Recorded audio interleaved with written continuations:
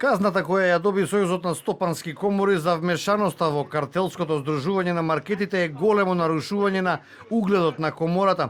Се огласи новото раководство на ова бизнис здружение. Од ССК вела дека екс-раководната структура не ги почитувала структурите и го прекршила статутот на комората и затоа сега ќе се сносат последици. Ова се плодовите на работењето од претходното раководство во Сојузот на стопански комори на Македонија, кои се потврдуваат со паричната казна, добиена од Комисијата за заштита на конкуренцијата, како и со нарушување на угледот на ССК, и е една од големиот број на причини заради кои едногласно е разрешено претходното раководство на вонредното собрание во јули 2025 година.